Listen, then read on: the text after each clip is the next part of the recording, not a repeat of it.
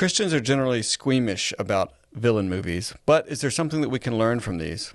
Francis Ford Coppola's Megalopolis film was a mega bomb.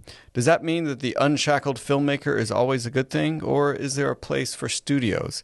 We also lost some Hollywood legends over the past week. We talk about all this and more on this week's episode of Faith and Pop Culture.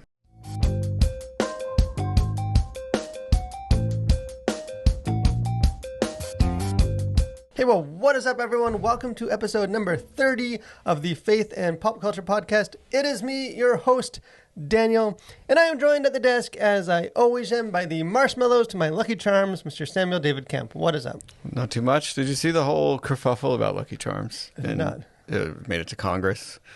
Am I unintentionally topical with my introduction? You are, I think. And I don't know. I didn't really follow up on this at all. So it's one of those, like, I just saw the headline kind of things. But apparently the Lucky Charms that they get in Canada is less bad for you and less colorful than, like, the poison Lucky Charms that we have here in America. But is it less tasteful? Who knows? You can ask the kids. Like especially with breakfast stuff, like, sometimes the less you know, the better. Yeah. I did find at the grocery store at Kroger the other day, and it must have been a limited thing because it hasn't come back. It's a bag, like a mini bag of just the Lucky Charms marshmallows. Like, it wasn't labeled as Lucky Charms, like those, like, just the real stale, like, no fluff to them. Like those are like freeze dried or whatever they do, like the And you better believe I bought that bag too, for my kids. For Saturday morning. For the kids. Because if you've never had Captain Crunch with Lucky Charms marshmallows, you are living a half-life. But speaking of life and the tragic loss of life, a couple of kind of newsy things to mention before we get into which I think there's some interesting kind of bigger conversations for this podcast, get into the Joker movie and just a bunch of other kind of big conversations happening. But we don't want to go too fast and breeze over the fact that we lost another Hollywood legend, Maggie Smith. Dame Maggie Smith. Yes. Again, many people know her as McGonagall from Harry Potter movies, or the Dowager from the Downton Abbey, and I mean, she was in Wendy and Hook. Like, she's been. I'd forgotten that. I saw. She's been around a long time. But she passed away at the age of 89, which is. If we could all be so lucky to live so long, I think. I mean, because I thought that's a very long life. There's part of me that I didn't realize she hadn't passed. I knew it seemed like she's been old for a long. She was old when she was making the Harry Potter movies. I did think it was interesting too, as people were pointing out on social media, that Michael Gambon, who played the second Dumbledore in the movies after the first one passed away, that he actually passed away last year on the same day. Wow. So there is something almost poetic. Dumbledore. McGonagall passing away on the same day, just 1 year apart. But that is not the only person we have lost. Chris Christopherson, we also lost him. I'm sure you don't know who that is. I have no idea who that is. Well, he's sort of a music legend. He was in the same sort of group of guys called the Highwaymen, and that's like Willie Nelson, Johnny Cash, Merle Haggard, all these guys. Country music, of course. And I think an interesting thing, like, he's just sort of like a music legend in his own right. I think he was maybe 90. But I think an interesting story about him, and I could be totally wrong on this, but like, he got his start, I think, writing for Johnny Cash when he was like the janitor at the studio where Johnny Cash was recording like one of his early albums. And like, he would kind of give Johnny some of these like stuff he'd been writing, and I don't know. It's just really cool. Like, he's just legend. He's he acted in a bunch of stuff as well. But yeah, so lost some good ones. Yeah, and even Dimitro Mutombo, the all-time blocks leader in the NBA, passed away young, like 50s, like yesterday. Oh, wow. I think from eye cancer. So again, we lost people a couple of weeks ago. There's been a lot of legends passing away, which is always sad. But another kind of famous, iconic person who has not passed away is the Joker. So kind of the first thing I wanted us to get into for this podcast is there's a new Joker movie. It came out. I've actually already seen it. By the time this episode airs, the review for Joker number 2 will be on the channel, so go check that out. But I thought we could talk a little bit about it, because this, take a time machine back to 4 years ago when the first Joker came out in 2019. 5 years ago. Well, is it 5? 2020, 21, 2, 3, okay, 4, 5. Depends on what month it came out. Which I think it was both October. But it was one of the first reviews we did here at the Collision. Like the first movies I think it was like the third or fourth movie. Kind of the first like. I'm still haunted by the Photoshop that your wife did for your face on that thumbnail. So if you go back on our YouTube channel, you can find that and also be haunted. Yeah, if you weren't scared of clowns already, you will be after seeing that. But it was kind of the first like. I guess buzzword. The first like difficult, like we did like The Lion King was like the first review we did, and Downton Abbey, and like it was sort of the first like okay, this is like a big conversation to get into because there was so much just buzz about that movie. Yeah, like there, like outrage, controversy, and just a lot of like fear, especially like within the Christian community of and just I think even beyond that. But is this movie about a villain? Like this is Batman without Batman. Yeah, it's violent, it's gritty, it's not sort of that like fluffy comic book kind of movie and flighty, and is this going to inspire so much of violence? And like there's just so much conversation that it became like this cultural moment. For better, whether you like the movie or don't like the movie, or kind of fall somewhere like I did in the middle, like or haven't seen it still, or haven't, or completely missed the cultural moment. It was, if nothing else, it was interesting. Like it sparked conversations that seemed like it did. I kind of both like ignite a new sort of movement in Hollywood, but also just like capture a lot of the sentiment in this in society at large. And it's interesting, like in hindsight, like obviously a lot of most of the trepidation proved, I think, predictably overblown. Yeah. Like, the streets today aren't filled with a bunch of people with Joker makeup. Yeah. It didn't like a lot of that kind of. It didn't inspire this kind of real world violence that was feared. Yeah. Again, we all kind of knew that because movies have never, statistically and all that stuff inspired that. But it has definitely sparked like a trend, an interest in like telling villain stories. Like, hey, what if we had these superhero movies, but without the hero? Like, what if we just just to pull up a couple since if you sort of start with Joker in 2019, just a couple of the notable ones like Birds of Prey, the Harley Quinn movie in 2020, the two Venom movies, kind of more of an anti-hero maybe, Morbius, a villain, Suicide Squad villain, Black Adam in 2022 with Dwayne The Rock Johnson, kind of an anti-hero, traditionally has been a villain. The Penguin Show, which just, I think the first 2 episodes now are out, on a villain, this Joker movie, and then just coming up in later this year, a couple months, or later this month, Venom, The Last Dance, Kraven the Hunter, and then it was just I saw a report from the Hollywood Reporter that they just announced a Bane and Deathstroke movie. I think the two of those villains, you don't get one villain, you get two villains. Two for the price of one. You gotta get bigger and better. I don't think there's like a date for that being announced, but so sort of like what seemed pretty unique with the Joker isn't anymore. Like the idea. Of, can you tell a story about a villain without the hero even in the story? Like, there's a whole like Sony Spider-Man universe going on where Spider-Man's never showed up, like with like Morbius and the Venom movies, and like and I think there's something to that, and we'll kind of get into like, is that okay? Because I think while none of those movies have necessarily been like as controversial as the Joker movie, there's just a lot of them, and I think like some of that fear and question as far as like, hey, as Christians, like, do we need, like, is it okay to have stories that are about bad guys doing bad things and kind of end there, like with them doing bad things, or do we need heroes? Like, do we need more to that? What's just your initial thoughts on just sort of that trend of like? I think it for one reveals maybe just a cynicism in our culture right now, or say the past 10 years or 5 years, and I think cynicism can sort of find its voice in movies like this, or at least an appetite for anti-hero or like villain origin story movies. For whatever reason, I don't know, maybe we all got sick of the sort of plucky Marvel movies, and then Marvel kind of got lazy at doing superhero movies, and they just got worse and worse and worse, and then these come along, and then you pair that with a bunch of cynical, jaded young people, and it lands, I think, in many respects. And so I think it reveals maybe an overall cynicism towards life, maybe in our culture, and I think that's what I think drives a lot of this. It's just there still is, I think, just a real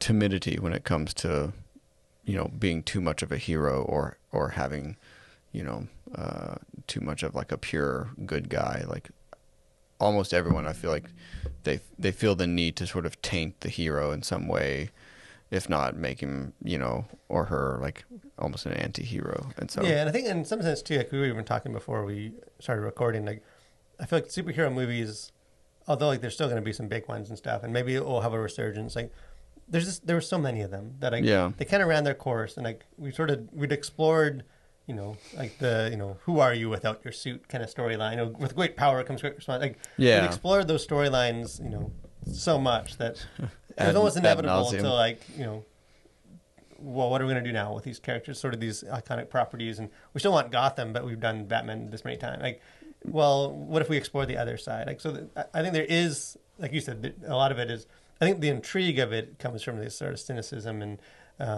lack of, kind of poo-pooing the idealistic Superman characters. Yeah. And then some of it, I think, is just, we need something fresh. And I guess now it's not necessarily fresh anymore. Yeah, it's sort of like we've done all the angles of the superhero, or at least that's what it feels like. And then it's like, well, let's start looking around and who else is in this universe that we can sort of exploit into a movie.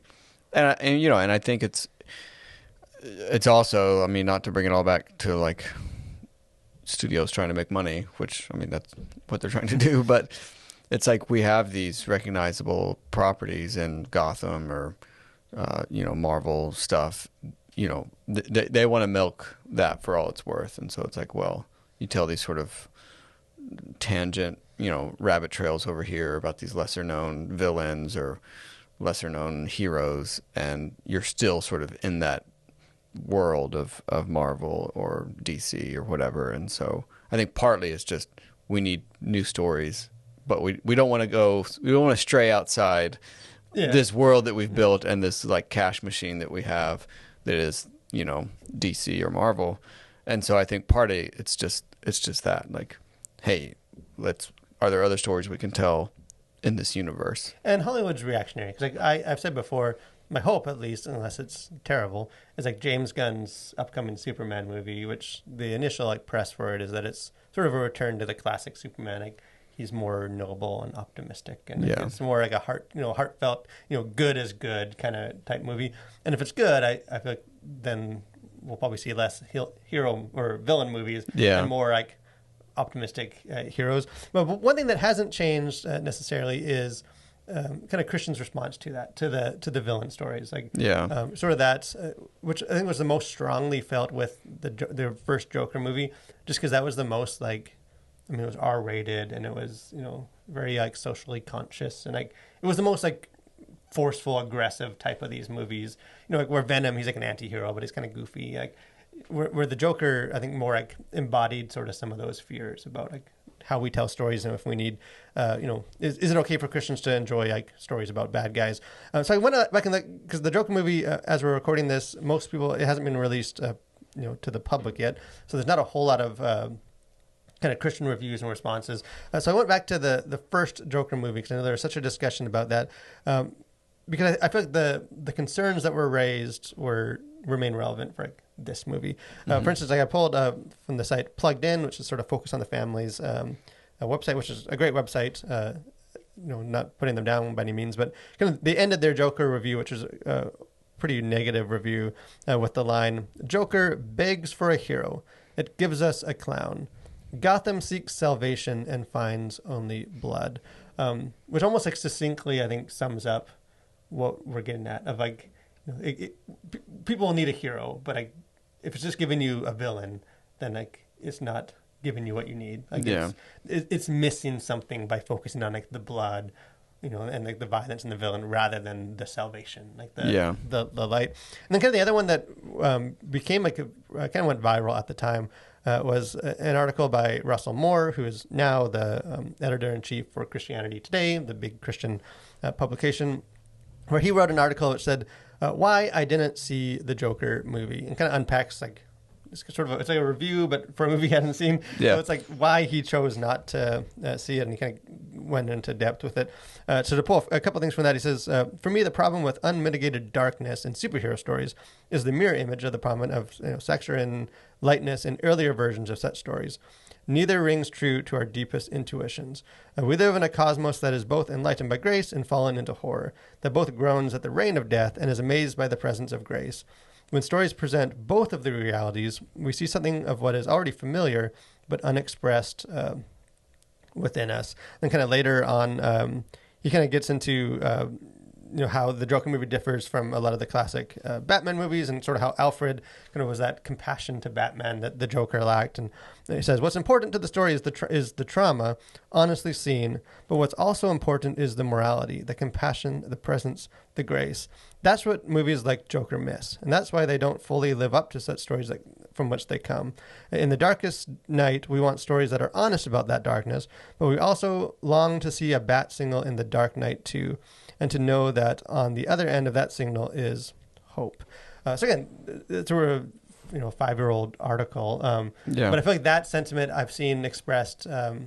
It's like he articulates it well, because that same mindset hasn't gone away. Of even as someone that reviews these movies and he talks to people on our channel about it, sort of that hope of essentially the question do all movies need hope? Do all movies need sort of all kind of the full gospel of there's bad, there's evil, there's suffering, there's depravity, but there's also hope. There's also a chance. What is your initial takeaway from sort of these reviews? Maybe just this sort of sentiment as a whole. Yeah. Well, I think especially the bit about Alfred and sort of how he was sort of in many ways the saving grace of Batman. Were it not for Alfred, that Batman would end up like many of the villains that he ends up fighting.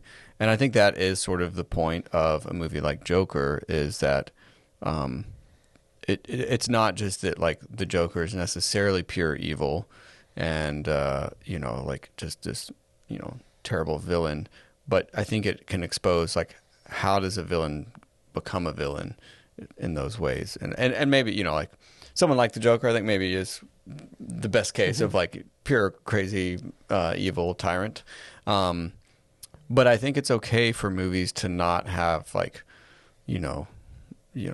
depravity, the savior, and the grace and the hope at the end.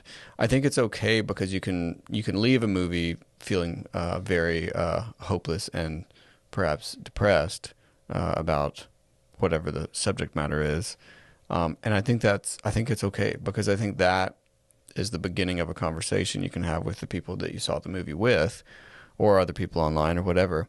And I think it's okay. I don't think every movie needs to have all of those aspects. And I think the problem is, I think as Christians, we're very much in a hurry to get to the hope part. And I think it's a good impulse.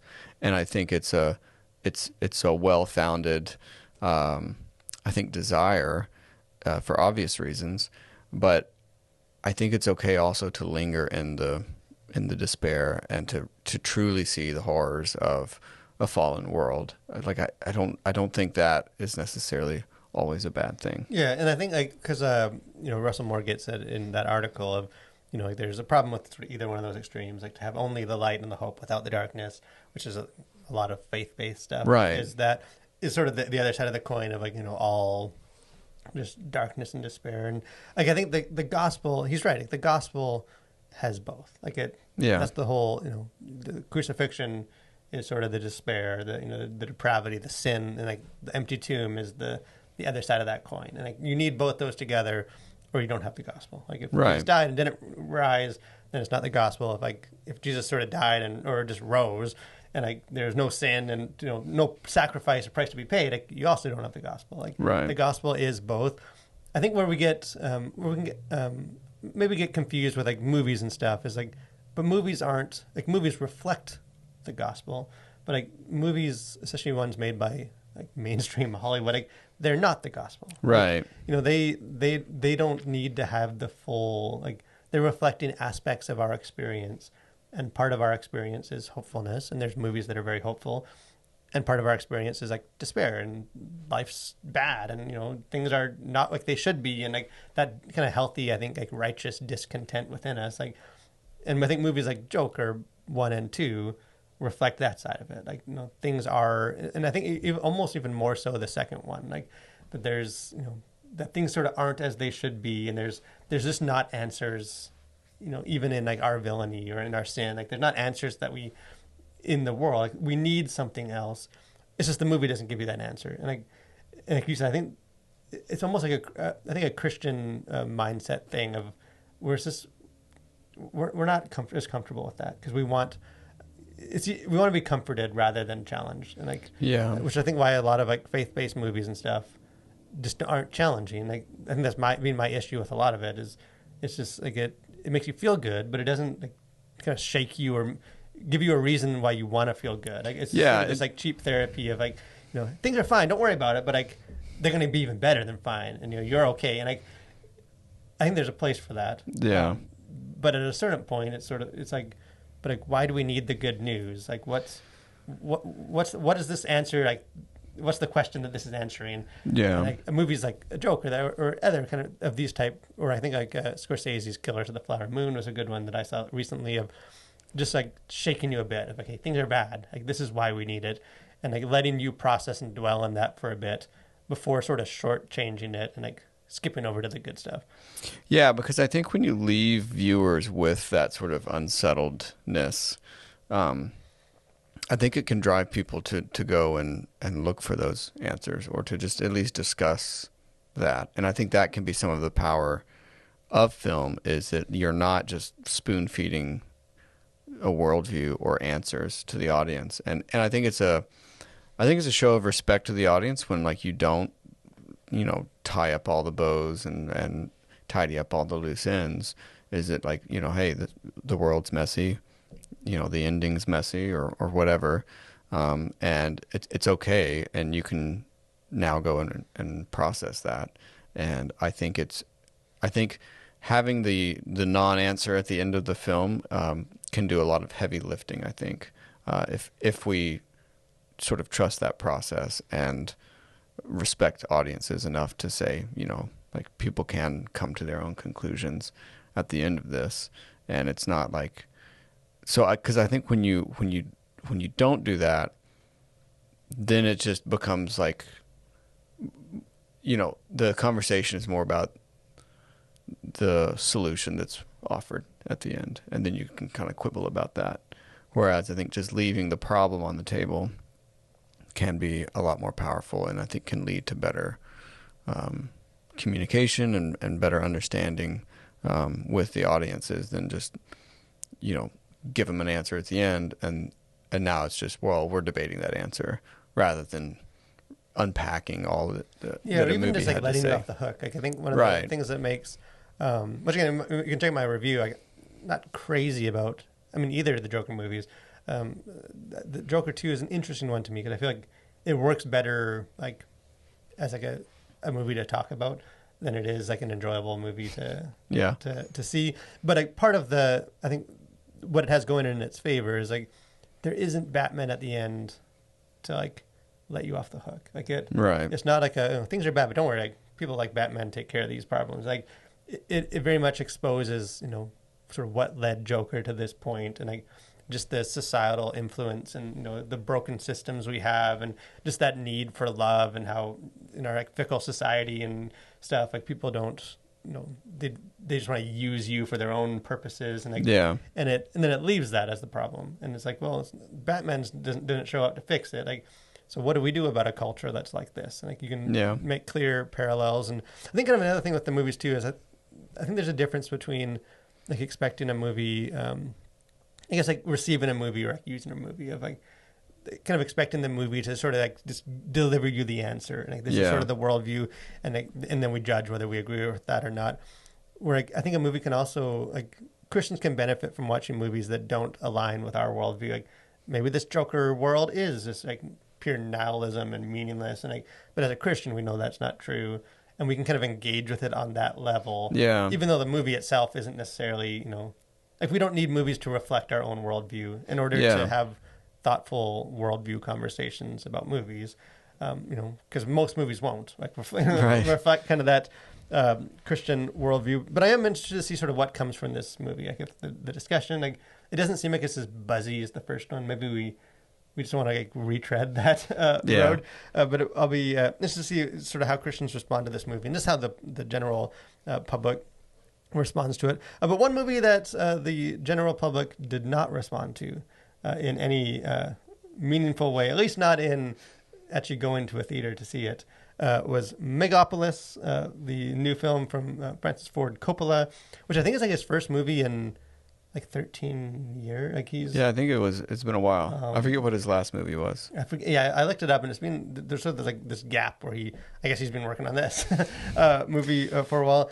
And it's interesting because there's several things kind of going on. I think conversations about this movie, but like seemed like there was a lot of buzz. That this movie, at least with like cinephile types or people that are more plugged. Maybe not like my mother-in-law or mother probably don't know about this movie, but like film people are interested to like in our era of just sequels and just sort of properties and IPs, like here's some legend making his passion project, and he poured like over $200 million of his money from his own pocket into this thing, and he's a lot of his like interviews ahead of time was like he's not shackled to Hollywood, like he can kind of do this big thing, and it turns out that it's not all roses, or that it's cut out to be, because this movie had I think a budget of $120 million plus I think I read about $20 million would have also went to like marketing stuff.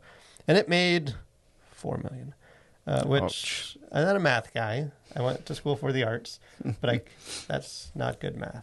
No, that's not. Those aren't the returns you're looking for. Yeah. So this movie, like historic bomb.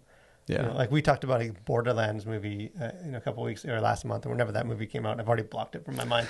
The big comic book movie bomb or video game movie bomb. Yeah. And like this movie made like half of what the Borderlands movie did. I mean, it's no matter which way you look at it, it's bad, like box office wise. Yeah. So this movie, and I guess the question for us is this: like, does that matter? Like, what does this say? Because there was another story, which we'll piggyback on maybe on this, where the timing seems suspicious. That like this movie bombs, and then it's sort of around the same time, like Martin Scorsese has sort of announced that his two big passion projects, one of which is a movie about Jesus, is like postponed indefinitely. There's no date yet. Like he still wants to make them, but it just seems like the climate of Hollywood right now is not super favorable to these like legendary guys making big ambitious passion projects. Yeah. What's some of your takeaway from just? Yeah. And neither of us have seen the movie. I really wanted to see it. Yeah, I would. I really do would like to see it, because I think it does seem like it's one of those movies that has the potential to be something like later in its life cycle, I guess, which is that's not out of the ordinary for Coppola to like have a bomb and then it go on to be a super successful or at least beloved classic film. I'm not saying that's necessarily what. Because I do plan on seeing this at some point. Yeah. We were like somewhat in the path of the hurricane that came through. We didn't get it bad here, but there's so much going on that I just wasn't able to go see this to review. Yeah. But I'll probably follow up on it. But what are some of your initial thoughts on that? So I think I don't know. I think having not seen it, I think there's maybe a couple of things that come to mind. Is one, no shackles aren't always like the best thing, and I think many movies that have been like commercially successful and also critically acclaimed or whatever are the kind that are very very constrained, whether it's by budget or whatever, that like they had to film it in a very short amount of time. They only had so much money to make it, and it goes on to be movies that are really, really good.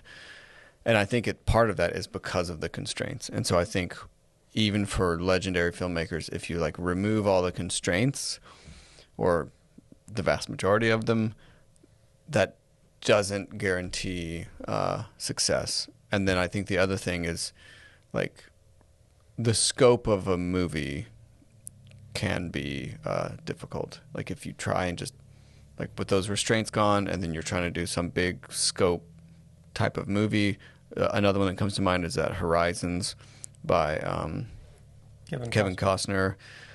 Again, it's like you're trying to tell this huge story about the Western United States, and there's not a lot there. And so I think I think it's scope, and then also constraints are not always a bad thing.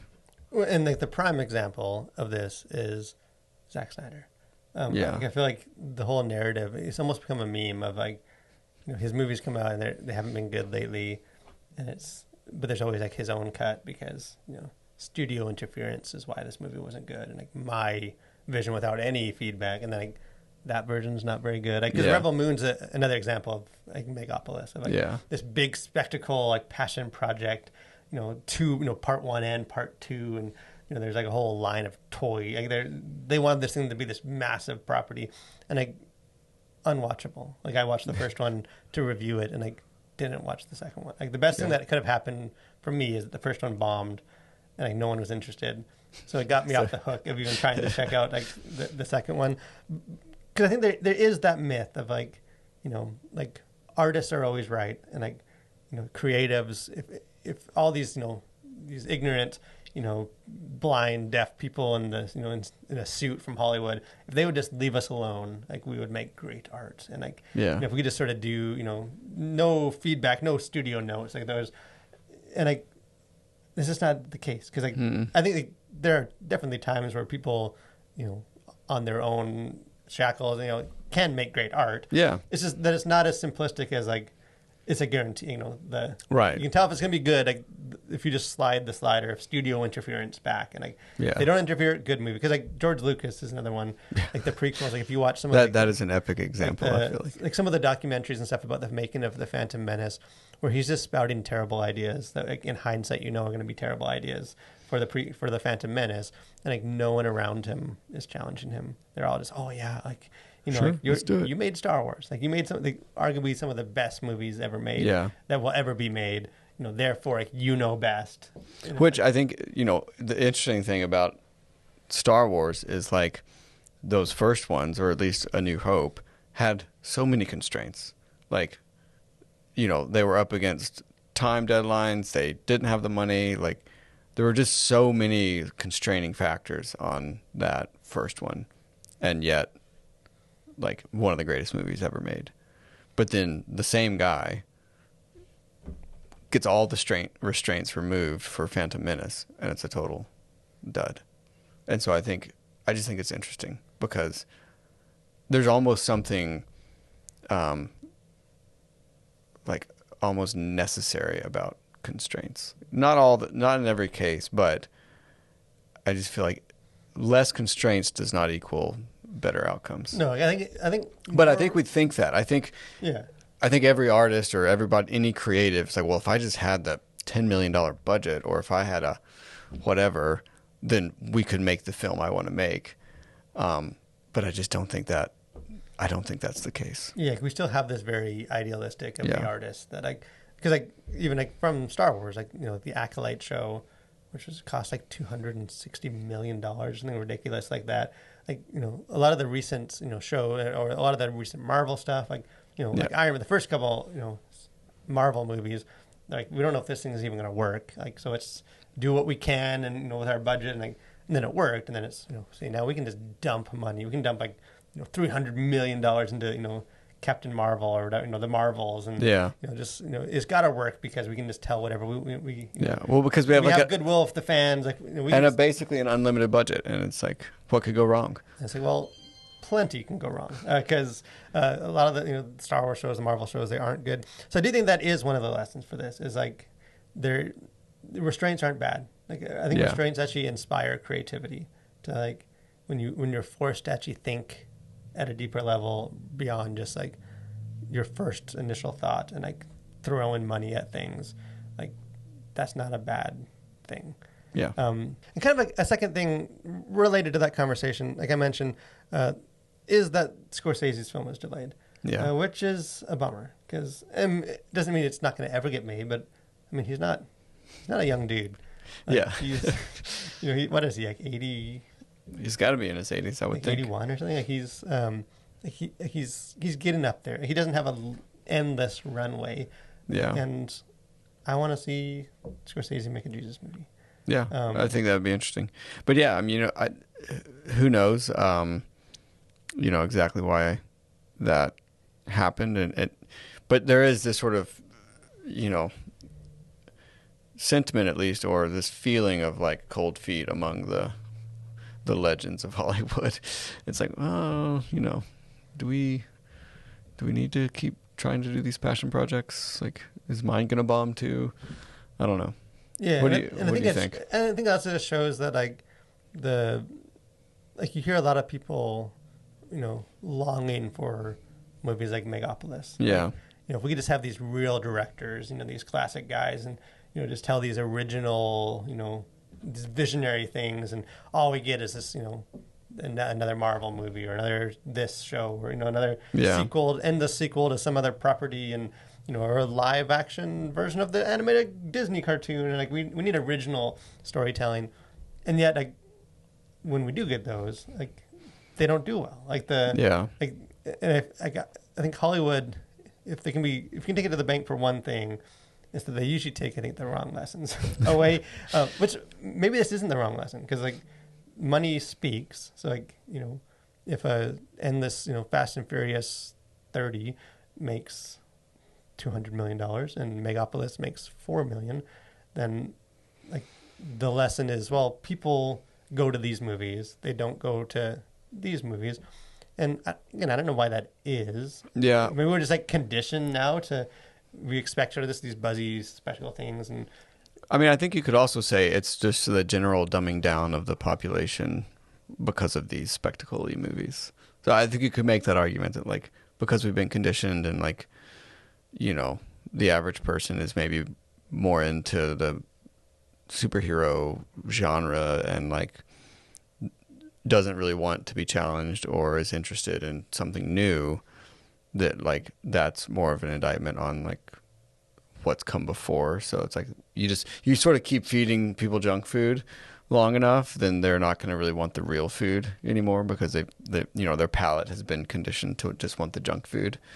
So I think you could maybe make that argument as well. But I think you do still need both. And whether it's commercially successful or not, I'm sure there will be filmmakers and lessons learned, and filmmakers that will point to movies like Megalopolis or whatever, that say, hey, that was instructive to me, and maybe it did some boundary pushing things that we'll see perfected in future films. But I do think movies like that are still, I think, necessary, because lots of movies that come out through the years are considered crazy or panned, or people hate them originally, and then they you can look back in hindsight and say, well, yeah, I mean, that, of course, that movie's a classic, but at the time it wasn't. And so you just don't know what movie that's going to be. And so I think it's important to have movies that are kind of outside of the Marvel DC and you just sort of hope universe. that there's still space for that. Because that sort of the counters, it seems to be cinema, the big screen has become kind of the place for the spectacle and the Marvels, and which there's nothing wrong with sort of the junk food movies. It's just you don't want a whole diet of that. You do need both, but sort of that's become more where you expect the big flashes and beams from the sky. And then extreming is where you get more the drama, the interesting stories and all that kind of stuff. But the issue with that is just streaming financially is still not a viable thing. No one's making money yet doing streaming.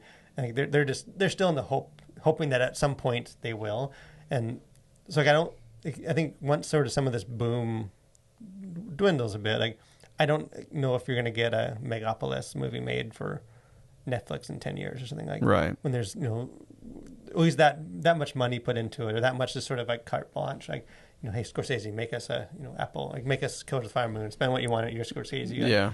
that I do fear that we will lose some of those types of movies just because they aren't drawing people, because we've been conditioned to think of like theatrical movies in a certain way. Yeah, and I wonder too, and we can move on, but just the cost of theatrical movies now too for the consumer. It's like movies are super expensive now. You know, and if you go back, you know, a few decades, like they weren't that expensive, and they were like dollar theaters, and so I wonder too if that's part of the issue now. Like you make the movie theater experience like so expensive that people are less likely to go spend money on something they're not sure about, and so I think there's maybe some of that at play here. It's like, well, you know, if I don't like it, it's still, you know, I know it's a DC or I know it's a Marvel, and so hey, it'll kind of be interesting to see how this fits into the broader universe. And at the end of the day, I'm caught up on Marvel. But if you go, you know, if you spend, I don't know, $50 for you and a date to go see, you know, Megalopolis or whatever, you know, I think there's just a more hesitancy when like the cost to see a dud is so high. Yeah, I don't want to pay for the consumer, right? For a bad, which is maybe next week we'll get into this, because there was a story that dropped recently about like a whole new initiative for movie theaters where they want to add like zip lines and arcade, like they want to make the theater this, you know, and like better food options, and which to me, well, maybe next week. Yeah, I have thoughts about that, but sort of taking the wrong, like, you know, sort of make this expensive thing have more, you know, more attractive, rather than just like keep your zip line, just chop off $5 off this movie ticket, and I'll probably come and buy popcorn or something like. Right. You know, that I think that is a factor. But for those of you that don't mind dishing out the exorbitant prices at movie theaters these days, we have the next segment of this episode. We have Out Now and Coming Soon. So kind of the two big kind of notable movies out now. The first one is The Wild Robot. Kind of the animated DreamWorks movie. And speaking of movies that aren't like a sequel, you know, movies that are doing their own thing, original content, The Wild Robot, and is that awesome? Like this movie, is and so seems good. wildly successful. Yeah, like I know it's not as like financial. I mean, it was like the #1 movie at the box office. Yeah, it hasn't like exploded. It wasn't Inside Out 2. Yeah, it wasn't like, you know, or like even like some of the Minions movies or things like that, but I think because it is original, I'm wondering if it's going to pick up traction just with good, because it seems like it's got like almost universally praised. And I mean, now that I have a positive review out there, I know. Usually it spikes. You can see the blip in the sales. Collision posted their review, but this movie it's just great. Like it's one of those kind of animated family films that like is for the family, not just like for kids and here's like a sex joke innuendo for the parent, or like here's, you know, or it's just like, here's a bunch of candy for the kids and the parent can just sort of like take a Tylenol. Like it's like it's a good story. Yeah. Like I mean, like the animation is incredible. Like it's all like watercolor. Like I love this movie. Probably my favorite movie of the year. And high praise. Yeah. So there's been a lot of stinkers this year, but there's been some good ones. Yeah. I think it's probably my favorite. And then the other one is Joker Folie à Deux. I don't know how to say that. I'm assuming that's how you say it. But I just call it Joker. You can say Joker 2. Joker 2 is probably the better way to do that. Which by the time this episode drops, our review will be out for that. And it's fine. It's like a musical. It's just a weird movie. And Yeah. I think it's one of those movies that it's not. I was never sitting in the theater like, this movie's bad. You know, like there's been some bad, like Borderlands, or like this. It's like, well, this is kind of interesting. Or this is kind of interesting, but a kind of big picture, I just don't think it works. Like it just doesn't come together to be. Yeah. Even like the first one, where there's sort of this like ticking time bomb if he wins Joker in a snap, and very kind of compelling. This one just sort of is. It has all these things, and they can't find a way to make it work. And there's, you know, they break into song all the time, and it like sort of derails the. I don't know, and it's only like Joaquin Phoenix and Lady Gaga that sing, and obviously she can sing, and he's not bad, but I've there's been a number of like musicals where it's like it's a great Hollywood star, not really a singer, you know, and it kind of works, but yeah, you know, it's just not it's a musical, but it's not in the same sense as like a, you know, The Greatest Showman kind of like. Yeah, it's more incorporated with the story in ways that I think is kind of interesting. Yeah. But it just, I don't know. It got to the point where whenever you can sort of tell he's going to break into song, it's like, oh no, like how long? Like I even saw people in my theater like pull out their phones. Like it's just, I don't know. Like I think it'll be a divisive movie. Some people like really praise this as like they're doing some really interesting stuff. And again, I praise interesting stuff, just sort of as a general rule, like, and even with Megalopolis or Joker 2, like, I think it's good that there are movies that are doing interesting things. I want creatives that to swinging happen for the fence. Yeah. It's just, It watch a doesn't baseball always- game. Like, a lot it of times doesn't they always- strike out. Like, yeah. it's great, but you need them to swing or you're not going to get a home run. And I don't think it's a home run. I don't think it's like a strikeout. It's like a double, maybe. I don't know. We'll see how far I can stretch that metaphor. Speaking of interesting things that may or may not work, kind of the thing that's coming soon, which I'm actually, by the time this episode airs, I will have already seen it, but it comes out next week, is Piece by Piece. And this... I see what they did with the title there. I don't know what to make of this movie. This is like a Pharrell Williams biopic, I guess. Like, it's about his career and life.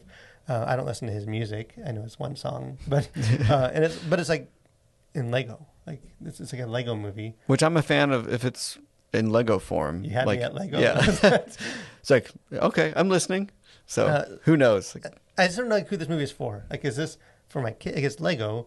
But it's like Pharrell Williams, and there's like, there's like a Lego Snoop Dogg, and all these like different characters in it, and I kind of know if it's for kids. I don't know. You had me at Lego Snoop Dogg. Like, hey, maybe I've piqued my interest. Yeah.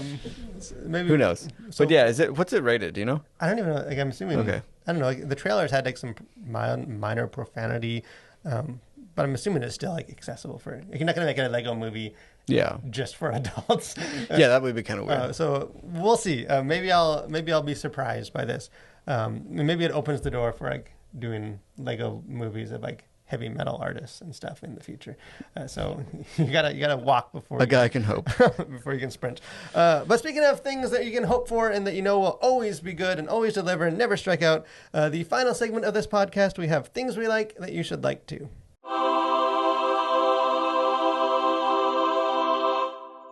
So speaking of heavy metal, I feel like I've done enough to showcase that I have other interests in my life. I'm well rounded. I'm somewhat of a Renaissance man, with various interests. So I thought I could go back to the tried and true, tested well of heavy metal because I think I've probably mentioned this band on the show, or at least on the channel before.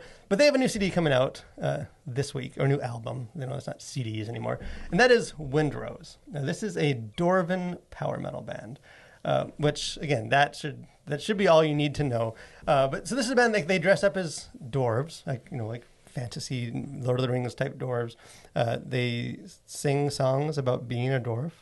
And the experiences of digging holes and all that mining, and they don't necessarily have a broad lyrical range, but it's some good stuff. Like, there's if you ever need to do a workout, or you just you're driving and you want to drive faster, like a Dwarven like power metal battle hymn is just going to do it for you. And this is a band I actually had the chance to.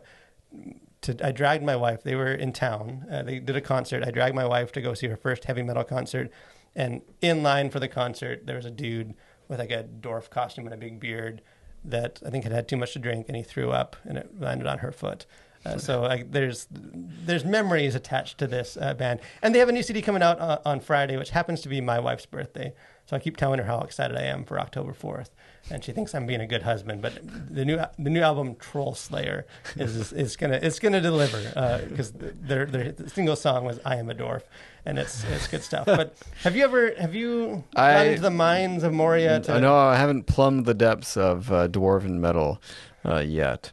And do they have an album called the Thread of Gold, or their hit song? Is it all mine related? Well, their hit, the song that made him explode onto the scene.